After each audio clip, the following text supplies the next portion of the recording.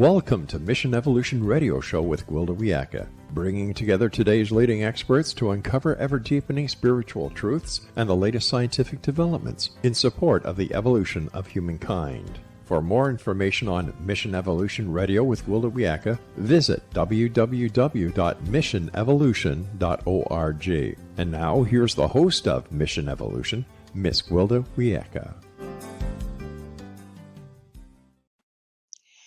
Did you ever wish you could bend reality and achieve the impossible? What does it take to surmount seemingly impossible challenges to transform your life?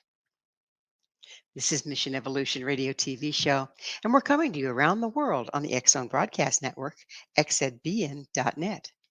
With us this hour to explore achieving the seemingly impossible is Chris M. King. Chris's life is a testament to resilience and transformation. After numerous seemingly insurmountable trials and tribulations, Chris chose an audacious path. He built a successful company from his car trunk, making a significant impact on the real estate industry. Chris is the author of Renegotiate Your Existence, Unlock Your Impossible Life. Drawing on spiritual psychology and insights from diverse luminaries, he facilitates transformative expeditions for individuals and organizations, pushing them beyond perceived limitations to achieve the seemingly impossible. His website, chrismking.com. Chris, thank you so much for joining us on Mission Evolution. Thank you so much for having me. I'm excited to be here. I think this should be a wonderful time. So, some people write and teach from their education, some from their opinions and ideas, and others from their school of hard knocks. Which category do you fall in? All of the above. I wondered. And what's your educational background? Mostly failing out of school. It took me 9 years to get a 2-year degree, an associate's degree in liberal arts. I still have no idea what that means. I did a master's program in spiritual psychology, but because I never finished my undergrad, I did it as a certificate of completion student. So they let me basically audit the class. And so I did that. The rest of it was chosen training with organizations like the Flow Research Collective, the Flow Genome Project. I still train regularly with retired Navy SEALs, Army Special Forces. It's just thing after thing after thing that just like, it was much like the trials and tribulations that I've gone through. I chose all of it. You chose the trials and tribulations as well? I did. I really did. I did start this company when I was broke and living out of my car, but that was a choice that I made. I didn't find myself, homeless and on the street one day. It was the alternative choice to living a life that I knew was out of alignment for me. And so I just, it was like, well, I can start from there and build up. Well, that's the place to start from, all right. The trunk of your car. Right? Yeah. Rock bottom's the best place to bounce back from. There's no place down to go from there, right? Exactly. You got nothing to lose. Nothing to lose. Would you share a little bit about your personal background? Sure. So I'm from Southern California, Los Angeles, on the west side. I grew up in a very privileged neighborhood in a very scary house. My upbringing was my eldest sister died when she was 11 years old, and so I was raised in a house of grief and rage and abuse and addiction, and I built my life on those pillars. And as you can imagine, not the best foundation. And so by the time I was about 38 and twice divorced and no kids and didn't really have anything other than, a very strange career trajectory, I thought, maybe I should stop marrying people and bouncing around all over the place and get my stuff together here. That's certainly a good plan. Have you been successful at that? Yeah, so far so good. I mean, it still took a good, I'd say almost 10 years before I even think I got to a point where I was somewhat capable of functioning in the real world. And so here I am a few years after that. The company's been around for 10 years now, and I love what we do. So how do you feel your personal challenges led you to being right where you are? Well, all of it was, there's so many lessons right? And so much of what I had to do, I now teach and train, like taking full responsibility, for example, while, I can look at my childhood and say that a lot of the things that happened were not my quote unquote fault. And all of it was my responsibility. If I was going to live the life of design, to do what set my soul on fire, and as opposed to just having the sort of checkbox life of, okay, well, you get married and you buy a house and you get a car and you go on vacations and just like, checking boxes. But it was a process of learning how to navigate all of that stuff. And I'll tell you, as a man of my generation in this day and age, I don't know that there's a whole lot of ways you can screw up that I haven't done. So Well, at least you were thorough, Chris. you got go big or go home, right? Um, I love something that you just mentioned, and that's Mm. taking responsibility. It sounds simple enough, but it's a Okay. very deep concept, really, isn't it? Think of responsibility as a hyphenated word, right? Response hyphen ability, your ability to respond. Taking full responsibility means not for everything in your life. And it's not about blame. Okay. This is not blame and fault. Blame, fault involves victim consciousness and all that. And nothing good comes from that. You can't create from that space. Responsibility is ownership. When I take ownership of something, only then can I affect it, right? Just like a something you might buy, like a phone. If you don't have ownership of that phone, you have no ability or right to affect it. The second you accept responsibility, the second you take ownership of it, now it's yours and you can do something with it. And life is like that. And it seems like it's overlooked, or even the concept of responsibility is skewed. It's like you're responsible for this, you bad person, Mhm. versus taking charge. Yeah. What prompts that shift from seeing responsibility as something negative to empowering? It's very experiential. It's the difference between health food and junk food. Okay. So if I eat nothing but junk food all day, like in the moment that I'm eating it, it's a lot of fun, right? But long term, it doesn't feel good. My body is just like, this is not great. Responsibility and fault kind of work the same way as the health food and the junk food. When we offload responsibility, when we assess fault, when we blame, that's the junk food. Feels really good in the moment. But long term, not so much.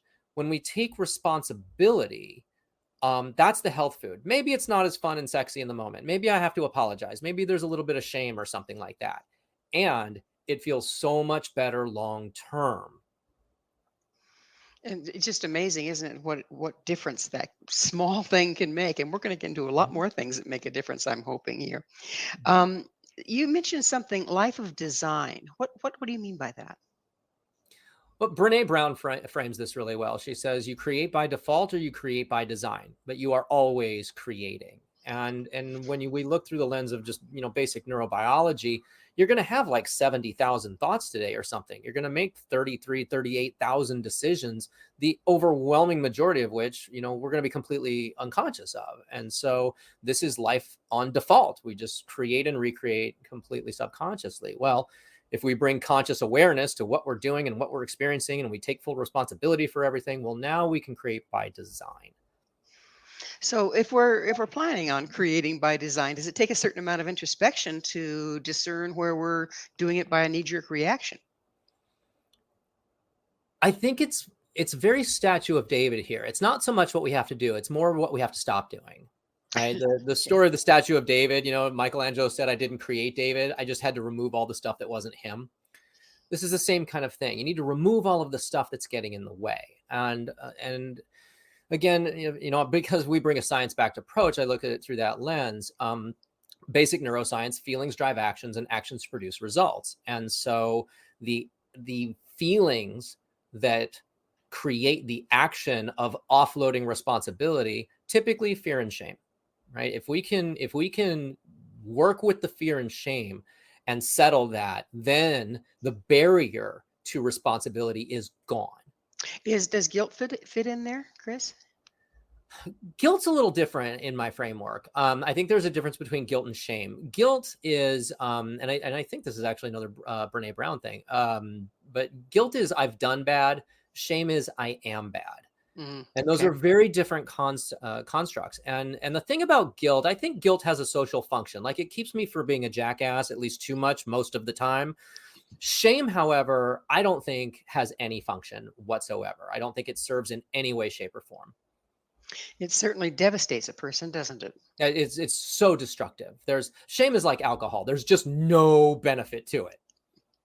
So we're just about out of time in this segment, but a lot of our parenting practices, religious practices, control by guilt. Does that different from the guilt that you were just speaking about? Yes, because it's coming from an external source and you're being told something. Like it's a directive that is not yours, and it's got to come from inside. So being imposed on you versus feeling, oh, that wasn't quite right. Yeah. Yeah. Like people say that, oh, you're shaming me. Nobody can actually shame you. Your feelings come from you. Like that those are all choices you get to make. And the buck stops here, doesn't it? Exactly. Yeah. Well, it is that wonderful magic moment when we get to take a station break. Chris and I will return very shortly, so don't you go away. This is Mission Evolution, www.missionevolution.org, and we're coming to you on the Exxon Broadcast Network, xzbn.net. When the going gets tough, how do the tough keep going? This is Mission Evolution, and with us this hour, we're discussing moving beyond limitations with Chris M. King, the author of Renegotiate Your Existence, Unlock Your Impossible Life. Chris, what does it take to surmount seemingly impossible challenges and transform your life? I think that's going to be different for different people. I don't think there is the way to do it. I can certainly tell you the way that I did it, and what my process was. I would say, and again, being kind of a nerd, there's a science to it. And the first step is to believe that it's actually possible. Right. Because just humans, we create validate and recreate the reality of our understanding. And so if you believe it's not possible, you're going to prove that. And there have been plenty of science experiments where the control factor was the scientist. Everything else was the same. If the scientist believed it would work, it worked. If the science didn't believe it would work, then it wouldn't. And we can look at this through the lens of the Bannister principle, the 4-minute mile guy. It was impossible to run a mile in under 4 minutes. And after decades of people trying, Roger Bannister did it in May of 1954. And decades of people trying to do it and failing, his record lasted 46 days. So the second it becomes possible in your mind, now we got a shot at it. So is that like cultural base? I mean, it's like we think Ford invented the vehicle, but the automobile, but actually, as he did, so did a whole bunch of other people all over the planet. Is it the same concept? Uh, I think there is a collective sort of thing that happens there. Sure. I think when people start chasing a similar goal or they're after the same kind of thing. And we can look at this through the lens of flow, what athletes call being in the zone. And it's all driven by neurochemistry. So it is a function of physiology and psychology and energy fields. And so, but once we start thinking differently and and it creates a different feeling state, which of course, as I mentioned earlier, feelings drive actions and actions produce results. And so, and it does have an effect on our energy field as humans, right? We're not just, carbon-based life forms here. We are beings of light and energy. And so, and everything is energy. So if that energetic aspect of us, our energetic field, if you will, Mhm. interfaces with everything that is, including the quantum field, Mhm. does our intention manifest in the quantum level first? Yes, I'll say is the short answer, because the physical world reality is the last thing that happens in the chain, right? And this is why people fail so much at things like getting in shape, losing weight, that kind of thing, because they address the issue at the physical end of the energetic spectrum. And the physical being the last thing that happens, well, now you got to swim upstream against the flow of reality, right? But if you address this in the energetic first, if you address this in the field, and start to change the frequency, then it comes through into your energetic body. It comes through into your DNA, and then into your subconscious, and then into your conscious, and then into your physical, right? It swims downstream, and that's a lot easier. It's hard to swim upstream. It takes a lot of willpower, and that's an exhaustible resource. And this is why people have a hard time sustaining this by dealing with it at the physical end of the spectrum first. Well, the physical level is a lot more dense, isn't it? Like trying to form something out of clay after it's already been fired. Yeah, that's a great example. So, how do we impact? Okay, so I get this. We want to hit the energetic field and then let it trickle downstream. How do we impact the energetic field? Yeah, there are a lot of tools for this. I mean, the first thing is going to be awareness, right? I mean, because until there's awareness, there's really no choice. So we need, and again, what is locking us out of our awareness? It's the automated processes. It's the fear. It's the shame. It's the guilt. It's all the things that want us to go, no, I don't want to look at that. So and this is going to sound like something that a lot of people have a reaction to this, but meditation's a great start. Like just start with meditation. The benefits are, so well documented that it just has such an effect on your ability to emotionally regulate yourself, which is going to affect your energy field. Every word you use, the way that we phrase things has an impact on how we think and how we feel and on our energy fields. And so becoming aware of how is this all happening right now, and then what are the changes I need to make in order to produce a different field, a different outcome. So, would that involve? How does this look right now? Would that involve taking a really close look at our life and saying, "This isn't working. This isn't working. This isn't working." Yes. And that's the first step, is to understand that your outer reality is a reflection of your inner experience. And you got to get out of how much you don't like it or how much it sucks, right? Because if I'm in, oh, this sucks, I don't like it. Well, you don't have to like something to make it work for you. That's the first thing. The other thing is, there's nothing, just Hamlet, right? Act 2. For nothing is either good nor bad. Thinking makes it so. If I like it, it's good. If I don't like it, it's bad. And people don't want to look at the bad. They don't like that experience. And again, there can be shame or fear or anger or whatever. But if we can look at your outer reality and say, this is informing me of where I am on the map. That's all it is. This is data points. You're not in the house you want to live in. Okay, that's a data point, right? What is the house you're in? What is the one you want to be in? What's the delta between those things? How did I get to the house I'm in? How do I get to the house I want to be in, right? Because again, you, the individual, is the sole creator of their reality. Do people? It sounds like to do this, you need to know what you want in the first place. And it seems to me like most people are just creating solutions to assumed problems versus what they really, really want. How do we find what we really want? Isn't that kind of the first place to start? Yeah, that's yes. I mean, that is definitely the first place, is what is it you really want? And understanding, is this an egoic desire or is this like a soul-centered kind of thing? When I went after my radio career, there was no ego in there. It was being on the air was an autotelic experience. Like I would do it just for doing it. It had so much juice. There was nothing in the world like potting up that mic, being live on the air, having no idea what callers were going to say and going back and forth. And there was so much juice in that. I certainly didn't for the money, because radio just did not pay well back then. And I can't imagine it does now, but it sounds really kind of campy because we've heard it so many times before, but don't do it for the money kind of thing. If you do it for something deeper, the money will come. And so getting connected to the thing you really want, to the thing that soul-centered, heart-centered, deep, deep, deep desire, that's where it has to start. And if you don't know what that is, well, there's all kinds of tools and processes to figure that out. And I would wager to guess few of us really do know what that is, because haven't we been programmed to want, by media and everything else, haven't we been programmed to want what'll give the system the most money?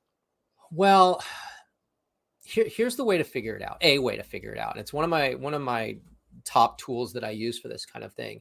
If when somebody says I don't know, it's like, okay, I don't know is typically a strategy because the ego is too damn scared to go after it.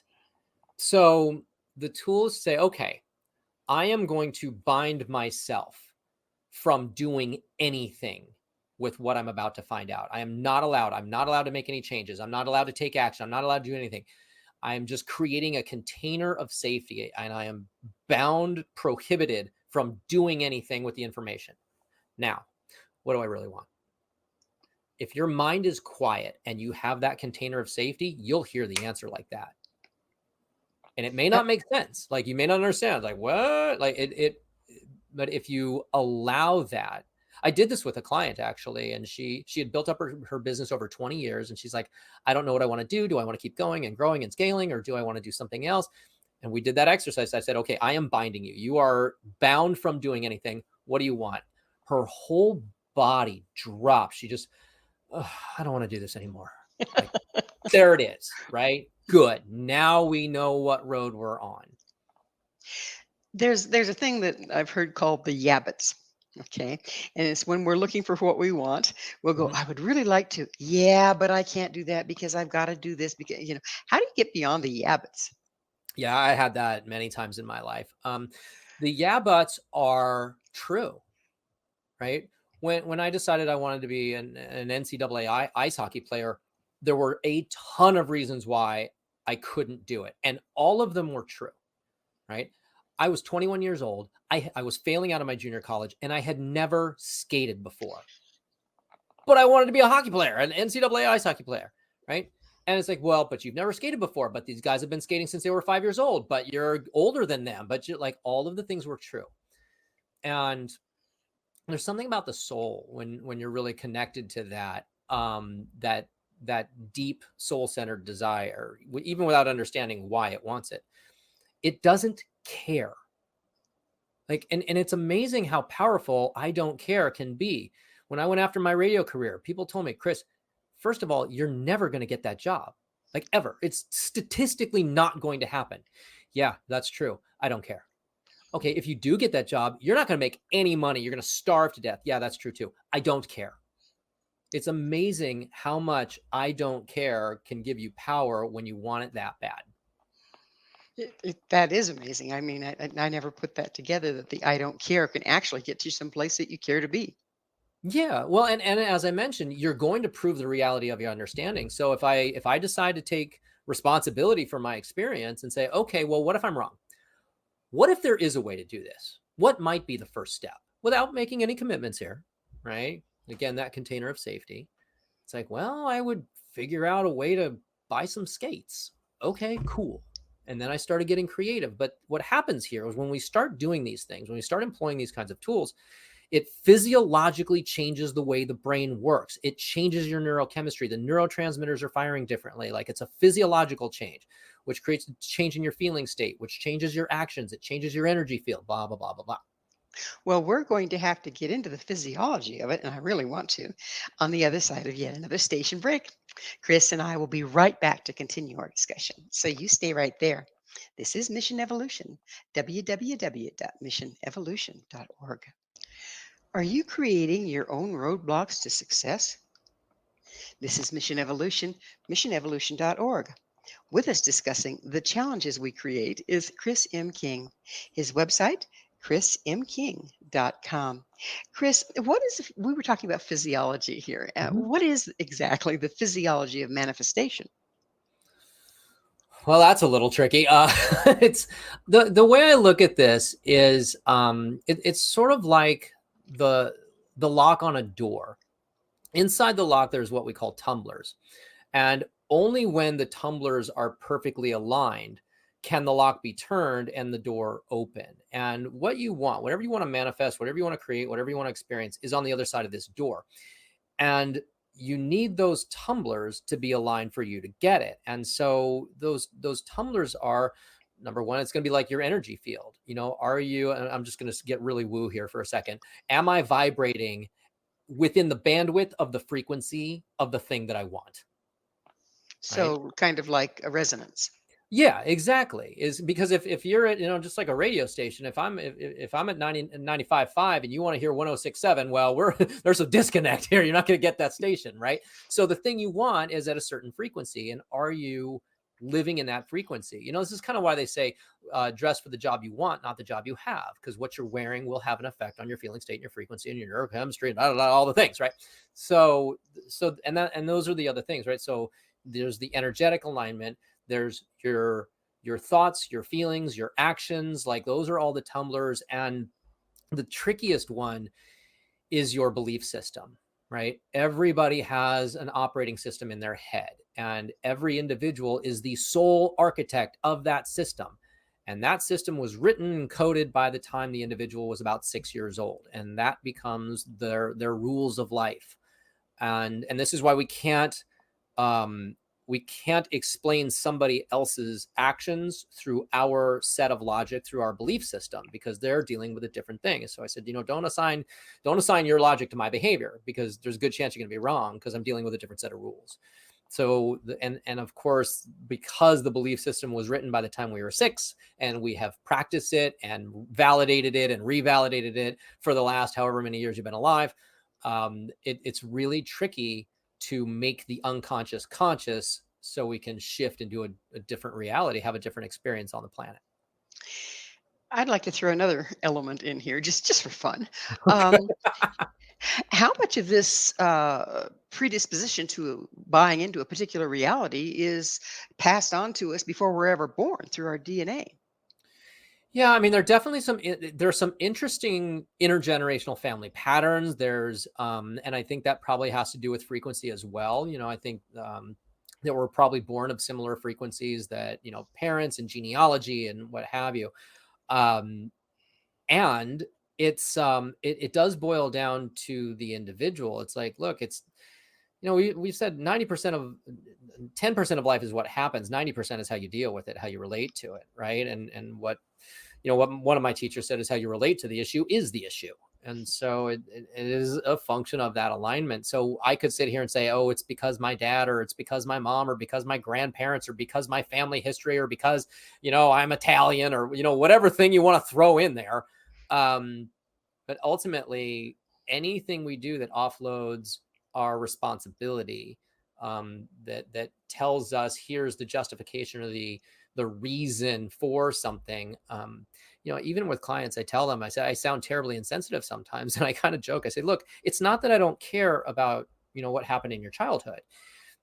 Actually, that's exactly what it is. I don't care. Like, I don't care what happened in your childhood, because, even if like, well, why am I like this? I don't care, because I'm going to deal with it the same way. The fact is, you are like this. And is it aligned or misaligned with where we need to go?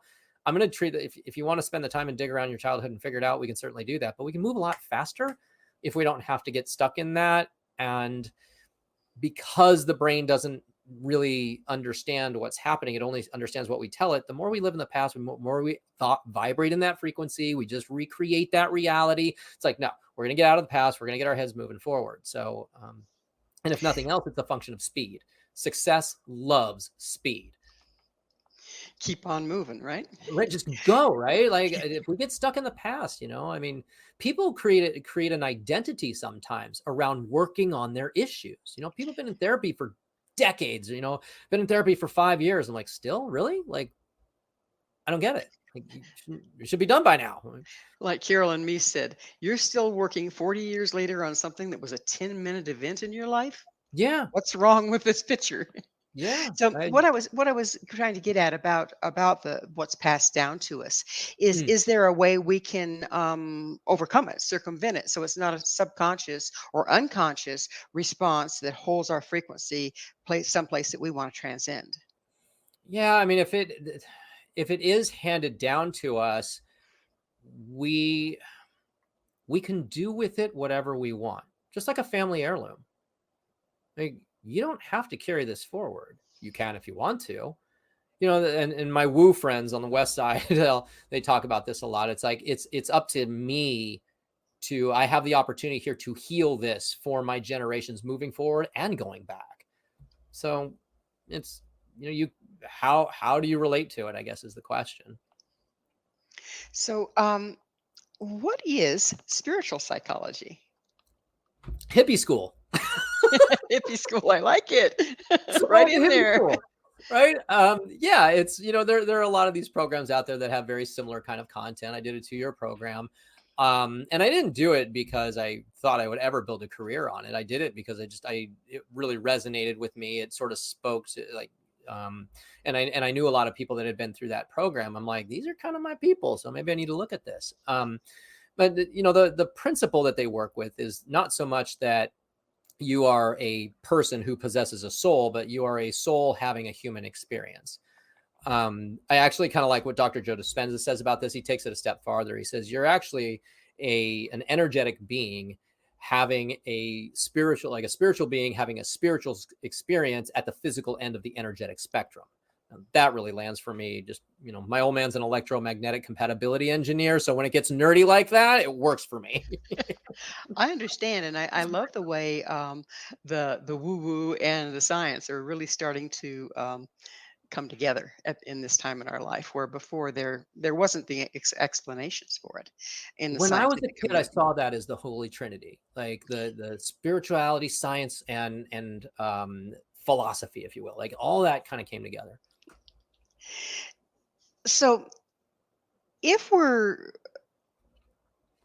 listening to personal growth modalities and all this kind of stuff, how do we move beyond those cookie cutter kind of things into designing our own manifestations, our own wants in our lives? Uh, Go to the buffet. Take what you like and leave what you don't. Use what works and drop what doesn't.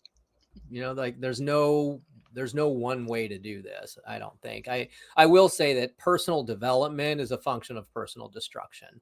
You want to build a new casino, you got to blow the old one up first. So, you speak a bit about mindful intentionality. Mm-hmm. Would you mind going into that a little bit for us? Sure. Well, give me some context here. I can go down a lot of rabbit holes. Oh, get my bunny ears on. Right. Um, we've kind of brushed over or danced around how much intention plays a role in Hmm. what we manifest. Hmm. Um, so I guess that's where I'm trying to go. How can you be mindful of what you're intending? Yeah, I mean, look, this work is shockingly uncomplicated. It's not easy, but it's not complicated. Setting a affirmative intention about something and keeping it kind of in your awareness can have a powerful effect. Like what we focus on expands. We know that, right? And if I were to say something, like if I were to do a speaking engagement, I do a lot of speaking engagements, and I set the intention that morning, say, okay, my intention is to be light, is to be succinct, and to be clear. Simply stating that out loud can have a profound effect on that experience. It gives me a tether, like an anchor point to sort of tether myself to, and it calls me back to that. So, whatever it is that you're working on, set an affirmative intention. When I say affirmative, I don't like to use the words positive and negative because of the good bad thing. But so affirmative, what I mean by that is to phrase it, to frame it in the affirmative, as opposed to what you don't want. Like if I'm playing golf and say, okay, don't hit it in the water, don't hit it in the water. I'm probably going There to it hit it in the goes, right water, in the right? water. Right. Or I'm going to because all my energy's on the water, right? The brain doesn't process the negative. Energy doesn't work that way. So it's like, okay, hit it in the fairway, hit it in the fairway. What's the affirmative intention? And then keep your attention on it, and it will have an effect. Even in terms of physical world reality, at the subatomic level, looking at an object has a physical effect on that object. We can measure it. So, Seriously. yeah, Is it yeah, like the observer effect that we hear so much about? right, Well, they are observing, right? right. Do you find that kind of keeping track of what you've intended, consciously intended, and then seeing how it goes for you and checking back with what you intended to go, oh, that's where that fell in there. Do you Yeah, find that is useful? I think so. Working or not working, right? Kind of do some analysis on, well, I've done this and this hasn't been working. So, okay, do something else, right? We're about out of time in this segment, but I want to open up a big topic here. Mhm. It's like sometimes we say, I want such and such. I really want this. But we don't understand what we have to let go of or change or face in order to manifest it. Mhm. Um, is there a way to, and we'll have to look at this on the other side of the commercial break, but we're looking for ways to set aside the things that we don't want to have without focusing on them, and incorporate it into our intention. Does that work for where we're opening up on the next side? Love it. All right. This, please stay with us as Chris and I continue to explore manifesting the seemingly impossible. This is Mission Evolution. www.missionevolution.org. Stay right there. We will be back. What does intention have to do with anything? This is Mission Evolution, missionevolution.org.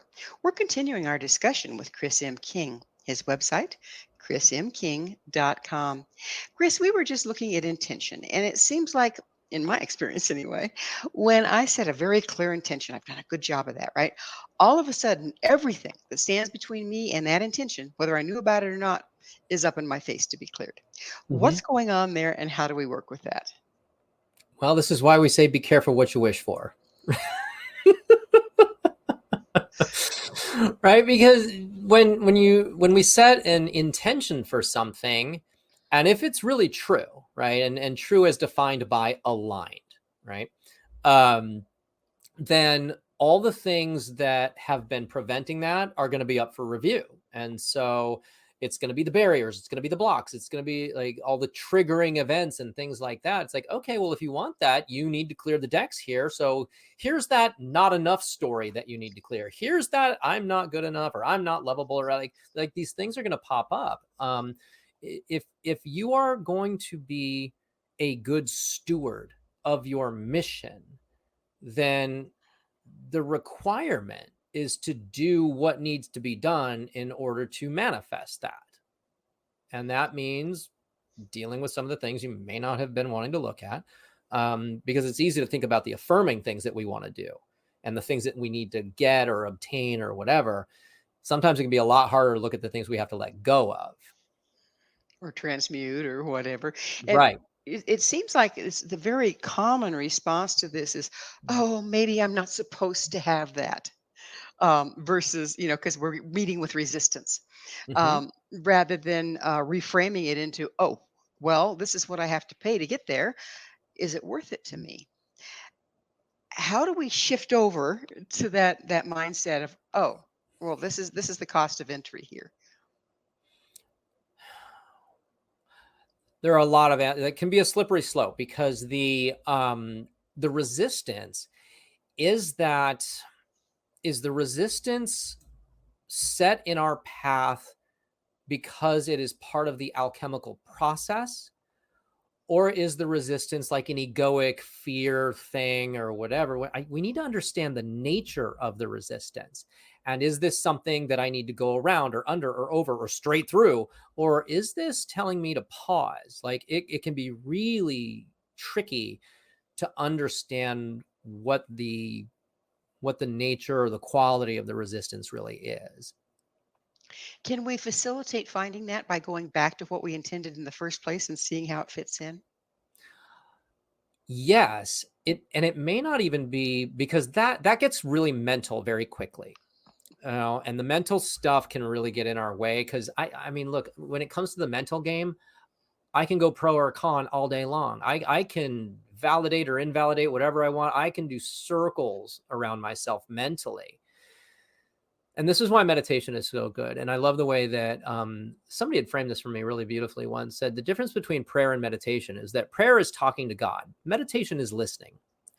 And I think if your mind is clear enough, and I know in my experience, when my mind has been clear enough and I've asked a question, I typically hear the answer as soon as I think the question. Interesting. No lag time. No lag time. But I got to be quiet though. I got to trust in whatever that is. It's like, is this even what I'm supposed to be doing? Like, it'll just fall, or, what's the next step here? Like, it's a listening exercise. And because there's an embodiment piece there. But Chris, what constitutes supposed to? When I might need a little context on that. I tend to not believe in supposed to.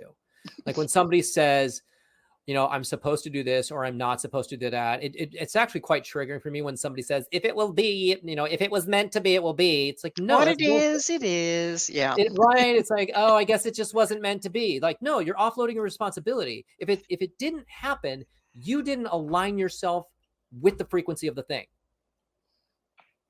And that Now, you didn't move through that to do right. so, right?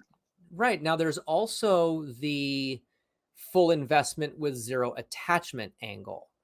So just because I didn't get the thing, it doesn't mean I failed or whatever. That it's sometimes the universe, in my experience, is not above bait and switch. In fact, it uses it quite frequently. It'll show you something and say, hey, here's the thing. And you go, ooh, and I get all excited and I start traveling down that road to the thing, only to get halfway there and realize there's a new road that goes in a new direction. Go, oh, that's the thing. And then I go in that road. So, but had I not taken the first journey towards the first thing, I never would have found the second one. So full investment with zero attachment is a concept that we work with quite a bit. So when we look at reality, and of course everybody has their own concept of it, but if we look at the larger reality, we're all in this soup, and people talk about destiny and predestined. Is it kind of a marriage of the reality and surfing the wave of reality to find our sweet spot versus being able to totally shift reality completely and manifest something um, without context? Well, I think it boils down to what is true. If I'm understanding your question, think about truth as tuned. Like if I and I don't when true I don't like true or false. This is a slightly different context. It means aligned or misaligned.